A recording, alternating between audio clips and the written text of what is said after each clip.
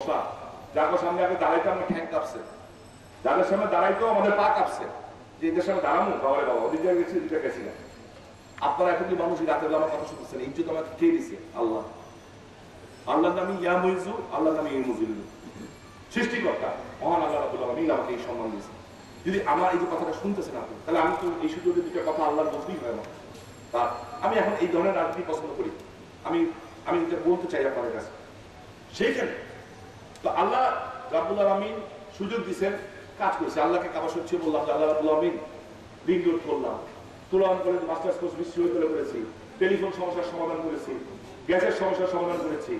এমন কোন শিক্ষা প্রতিষ্ঠান নাই, যে কথা বলছিলাম আকরাম সাহেবের মতো লোক, এরকম মতো লোক এমপি প্রথম মাসে প্রথম বছর শিক্ষা খাতে নারায়ণগঞ্জে শুধু শিক্ষা এডুকেশন, যে বাড়িতে স্কুল কলেজ টলেজ এগুলি বানানোর জন্য, প্রাইমারি স্কুলের জন্য 118 কোটি টাকা আসলো।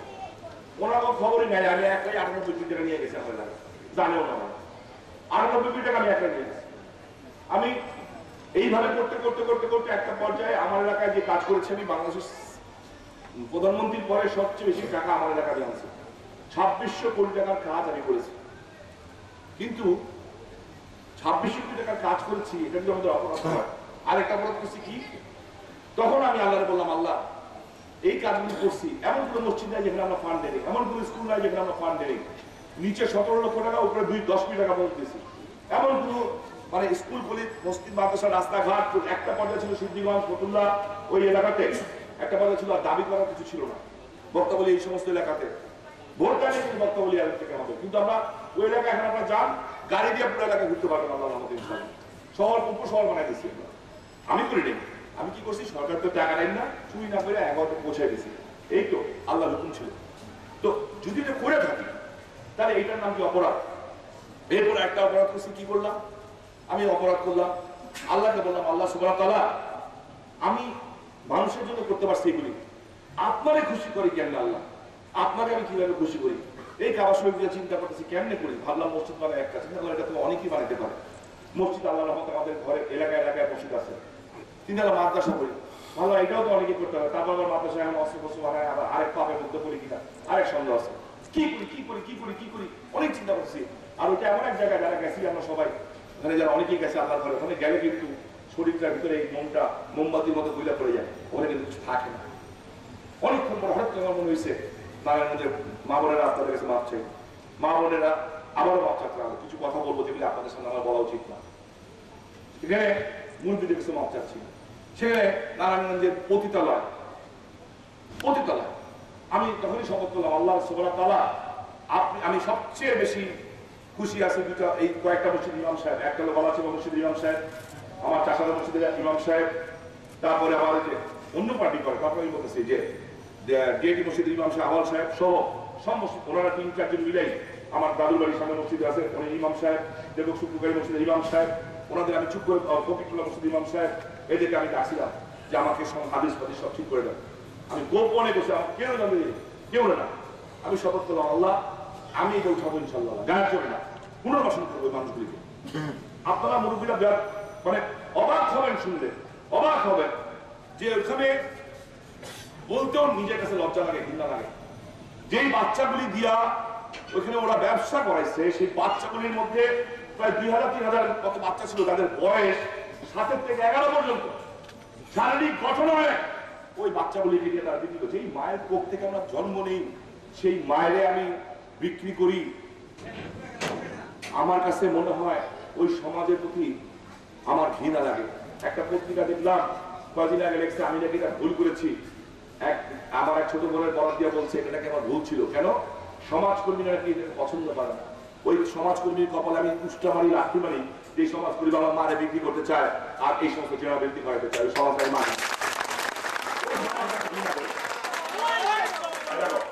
আল্লাহ সুবহানাহু ওয়া তাআলা বলেছেন যে এলাকায় জেনাবর্তি হয় সেই এলাকায় আল্লাহর গজব নাযিল হয়। আল্লাহর গজব। আমরা গজবের ভিতরে ছিলাম। এবং আরো বলেছেন ওই ব্যক্তি আমার প্রথম কাতারের ইমানদার যে এটার বিরুদ্ধে সবার আগে যায়। আমি ইমানদারের কথা বলবো না, যাওয়াটা আমার কর্তব্য। এটা শুধু মুসলমান না, হিন্দু ধর্মে, বাইবেলে, সমস্ত ধর্মে ইটস নট অ্যালাউড এবং গ্রহতর পাপ হিসাবে প্রত্যেক ধরনের ইয়ে করেছে। তারা আমরা এই প্রতিজ্ঞা করে উঠলাম। আপনার আমার মুরব্বী, সামনে আমার মা বোনরা আছেন, আপনারা বলেন তাহলে অপরাধটা কি করলাম? আরেকটা অপরাধ করছি, যুদ্ধাপরাধীদের বিরুদ্ধে কথা বলছি, যারা ভাইয়ের সামনে বোনের বিভৎস করছে, ধর্ষণ করছে, তাদের বিরুদ্ধে কথা বলছি। এই অপরাধের কারণে আওয়ামী লীগ অফিসে আমাদের বোম মারা হলো। বোম মারলা, আমি পঙ্গু, চন্দনশীল পঙ্গু, 20টা ছেলে নাই হয়ে গেলাম চোখের সামনে। একই বিষয়, আপনারা সবাই জানেন। বলেন তো অপরাধ কি? দেশ ছাড়লাম, বাদ দেন, ঠিক আছে, বোম মারছে মারছে, বোম মরছি, আমাদের কপালে মরণ আছে। আমাদের রক্ত তো রক্ত না, আমরা মরলে আমাকে বাপ মা কাঁদে না, বিধবা হলেও কাঁদে না। আমাদের রক্ত হলো ড্রেনের ময়লা পানি, আর তাগর হলো রক্ত, তাগর রক্ত। ঠিক আছে, আলহামদুলিল্লাহ বোমা হামলা হয়েছে। আমি আল্লাহকে হাজির নাজির রেখে বলতে চাই, রোজ কিয়ামতে সাফায়াত পাবো না আল্লাহ তাআলার কাছে। ওই অবস্থাতে হাসপাতাল যখন জ্ঞান ফিরছে, আমি যে কটা ছেলেরা দেখছি, আমি বুঝতেছি আমার কর্মীরা এখন স্বাভাবিকভাবে 20টা ছেলে মরে গেছে, নেতা আহত হয়ে গেছে, কে মরে কে বাঁচে, আমি বাঁচি কিনা তাও ঠিক নাই। ওরা সব আমি দেখতেছি চোখে মুখে আগুন জ্বলতেছে। আমি আস্তে আস্তে সকালে ইশারা করে কথা বলতে পারছি না, বসেন না একটু, কথা বলতে পারতেছি না। আমি আস্তে করে ইশারা করে ডাকছি, আইসা বলছি কেউর উপরে আঘাত করো না। আমি আল্লাহর কাছে শপথ করে বলছি, নবী সাহেবের কথা, কেউর উপরে আঘাত করো না, কারণ আমি তো জানি না কে মারছে।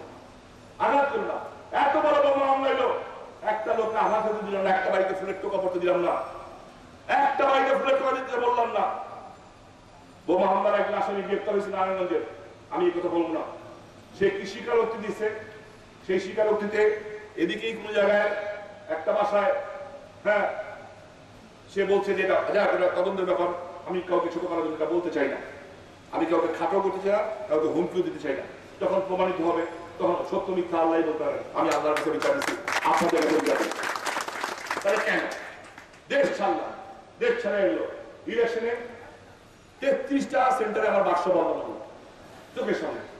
এরপরে তারপরেও যখন আমার বন্ধু দাঁড়িয়ে তৈরি ছিল, জুলার ছিল উপজেলায়, ওদেরকে বাড়ি করে দিল। বাড়ি করে দেওয়ার পরে সমস্ত, তারপরে আমি পাস করছি অনেক ভোটে, আমি ডিফারেন্সে আগে আছি। ওই বাক্স থেকে সমস্ত ব্যালট পেপার ফলাইয়া, আমারটা ফলাইলো, ভাইয়ারটা ফলাইলো, সব ফলাই দিয়া ওখানে আমাদেরকে লাস্ট নাইটে আমাদের 3:30টার সময় বললো পাস করছি, 4:30টার সময় বললো নাই। নাই বলার পরে আমাকে সেনাবাহিনীর একজন বিশাল অফিসার, এখন বাংলাদেশের সবচেয়ে টপ মোস্ট অফিসারের মধ্যে একজন, উনি আমাকে ইশারা করলেন, ভ্যানে চলে যান জলদি, মানে আজকে রাতে বের হবে। আমি এত লাশ কাঁদে নেওয়ার মতো ক্ষমতা আমার ছিল না, আমি ইলেকশন করতে চাইনি। আমি নেত্রীর কাছে কাঁদছিলাম যে আমি ইলেকশন করবো না।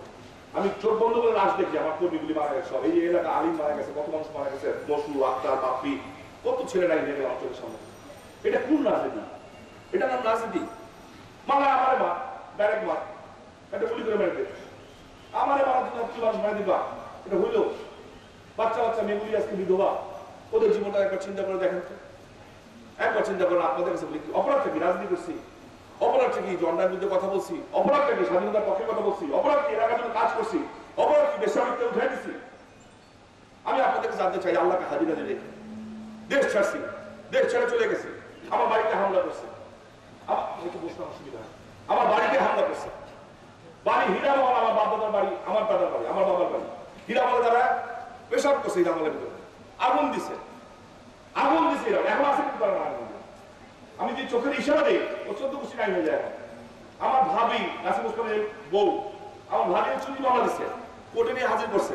বাদ দেন, ঠিক আছে, আমার বড় ভাই নাসিম ওসমান রাজনীতি করে, তাকে হামলা করছে। আমাকে হামলা করছে কেন? যে আমি রাজনীতি করি। আমার শ্বশুর ফ্যাক্টরিতে হামলা করছে। আচ্ছা বাদ দেন, কপাল খারাপ যে ওই বাড়িতে বিয়ে করছি, আমার বউরও কপাল খারাপ, আমার বিয়ে করছে, ওইটা ধরেন।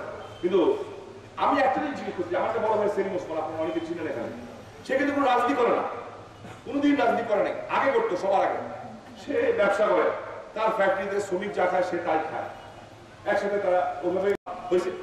তো বারবার ভাঙছে, ফ্যাক্টরি ভাঙলো, টাকা নিয়ে গেল 3 কোটি, মেশিন ভেঙে আমার 7-8 কোটি টাকা, এইটাও মানলাম। একটা জিনিস আমি আপনাদের কাছে জিজ্ঞেস করতে চাই, আপনারা দেখেন অনেক জ্ঞানীগুলি লোক বসা আছে, বোবা প্রাণী গরু, কাজল ওখানে ছিল সামনে, দুলাল ছিল, বোবা প্রাণী গরু। ও কিছু গরু পালতো, প্রায় অনেক গরু ছিল, ও ডেয়ারি ফার্ম, আপনার পত্রপত্রিকা দেখছেন, সপ্তাহখানি গরু ছিল তার। সেই গরুগুলিরে ব্লেড দিয়া দুধের বানগুলিরে পোচায় পোচায় পোচায় পোচায় পোচায় পোচায় কাটিয়ে দিচ্ছে। কেন বলেন? এটা কোন মানবতা? গরুর দুধের পান কেটে দিবি, গরুটা নিয়ে খায় বলা, গরুটা নিয়ে